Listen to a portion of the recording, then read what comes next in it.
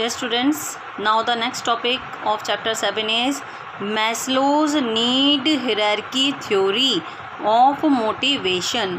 Maslow कौन है? Maslow एक यूएस का साइकोलॉजिस्ट था. उसने अपनी थ्योरी क्लासिक पेपर में दी थी जो पब्लिश हुई थी 1943 में.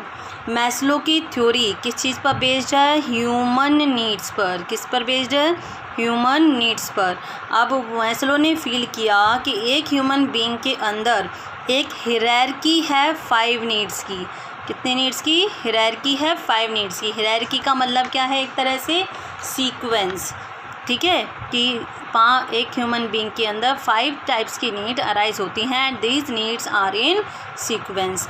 तो उसका जो सीक्वेंस है सबसे पहले स्टार्ट कहाँ से होता है? वो कहता है हर एक ह्यूमन बीइंग के अंदर सबसे पहली होती है बेसिक फिजियोलॉजिकल नीड्स. कौन सी नीड्स अराइज होती हैं? Basic physiological needs. These needs are our basic needs. जो हमारी क्या कहलाती हैं? बेसिक नीड्स या फिर प्राइमरी नीड्स. वो क्या है हमारी? जैसे हम कहते हैं फूड, क्लोथ, शेल्टर, रोटी कपड़ा मकान, जो हम कहते हैं ये हमारे क्या है? Basic needs. स्लीप. ठीक है. These are hunger, thirst, these are considered as our basic physiological needs. तो कहता है किसी भी ह्यूमन बीइंग के सर्वाइवल के लिए बहुत ज़रूरी है कि आपकी ये नीड सेटिस्फाई होनी चाहिए. और एक ऑर्गेनाइजेशन इन नीड्स को सेटिस्फाई करता है by providing salary to his employees. Salary और wages to his employees. So it is clear. सबसे पहले नीड क्या क्या ह्यूमन बींग्स में होती हैं? जो कि हमारी बेसिक नीड्स हैं, प्राइमरी नीड्स हैं, food, clothes, shelter, education, sleep etcetera. And these needs are satisfied by the organisation by giving them salary और वेजेस. जब हमारी ये नीड सेटिस्फाई हो जाती हैं तो हमारे अंदर एक दूसरी तरह की नीड जो है अगर होती हैं वो कौन सी हैं? सेफ्टी और सिक्योरिटी नीड्स. कौन सी नीड्स हैं? सेफ्टी और सिक्योरिटी नीड्स. अब हमारे पास इतना पैसा तो आ गया कि हम अपनी बेसिक नीड्स को सेटिस्फाई कर सकते हैं. अब इसके बाद लोगों के अंदर यानी हम लोगों के अंदर ये इतना रहता है कि हमारे पास कम से कम इतना पैसा हो कि हम अपने फ्यूचर को सिक्योर कर सकें. अगर हम बीमार हों तो हम अपने लिए मेडिकल फैसिलिटीज़ अवेल कर सकें. तो ये हमारी होती हैं सेफ्टी और security need. These needs are related with security and protection. Security and protection from any type of physical और इमोशनल हार्म. तो हम अब सिक्योर होने चाहिए. अब हमारे पास कम से कम इतना पैसा होना चाहिए कि हमारे पास फ्यूचर के लिए भी हम उसको सिक्योर कर सकें थोड़ा.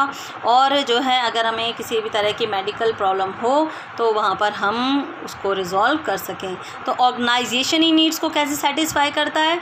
By giving the employees job security and उसके लिए वो बनाते हैं पेंशन प्लान, ताकि आपके फ्यूचर में जब एम्प्लॉयज़ रिटायर हो जाते हैं तो उसके बाद उनकी पेंशन के लिए प्लान, उनके लिए प्रोविडेंट फंड, ये सारी चीज़ें कौन प्रोवाइड करता है? हमारा ऑर्गेनाइजेशन.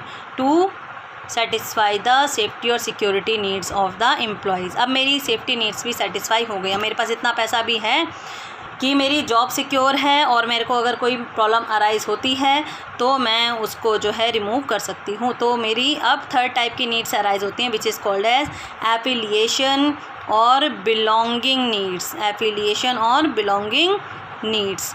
अब ये क्या कहता है? अब हम चाहते हैं कि मेरा क्या बने? एक फ्रेंड ग्रुप बने. ठीक है. जिनके साथ मैं अपनी फीलिंग्स शेयर कर सकूं, जिसके साथ मैं अपनी प्रॉब्लम्स शेयर कर सकूं, मेरे फ्रेंड्स बने. तो ये नीड किससे रिलेटेड होते हैं? अफेक्शन. ठीक है. Love, belongingness. ठीक है. एज वेल एज एक्सेप्टेंस, कि लोग मुझे एक्सेप्ट करें, अपने साथ बिठाएं, अपने साथ बातचीत कराएं. एज वेल एज मेरे क्या बने? फ्रेंड्स बने. सो these needs are related with friendship, acceptance as well as belongingness. तो ऑर्गेनाइजेशन इन नीड्स को कैसे सेटिस्फाई कर सकता है? By creating informal organisation. हमने पढ़ा था चैप्टर 5 में कि हर एक फॉर्मल ऑर्गेनाइजेशन में इनफॉर्मल ऑर्गेनाइजेशन अपने आप ही क्रिएट हो जाता है जब एम्प्लॉयज़ एक दूसरे के साथ इंटरेक्ट करते हैं। तो हम अपने इनफॉर्मल ग्रुप्स में अपने फ्रेंड्स के साथ अपनी प्रॉब्लम्स आसानी से शेयर कर सकते हैं। अब हमारी नीड भी सेटिस्फाई हो गया, हमारे फ्रेंड्स भी बन गए, लोगों के साथ हमारे अच्छे लिंक भी क्रिएट हो गए। देन हमारी नीड्स अराइज होती हैं। वो कौन सी नीड्स होती हैं? Esteem needs. These are esteem needs. Esteem need किससे रिलेटेड होती हैं? हमारी ऑटोनॉमी, कि अब हम क्या चाहते हैं? हमें फ्रीडम मिले। ऑटोनॉमी मीन्स क्या होता है? फ्रीडम मिले हमें, लोग हमारे पास स्टेटस हो, रैंक हो, पोजीशन हो, ठीक है, लोग हमें रिस्पेक्ट करें, हमारे नाम से हमें पहचानें। तो इस तरह की नीड्स किस में आती हैं? हमारी एस्टीम नीड्स में। ठीक है, ये नीड्स ऑर्गेनाइजेशन कैसे सेटिस्फाई करता है आपकी?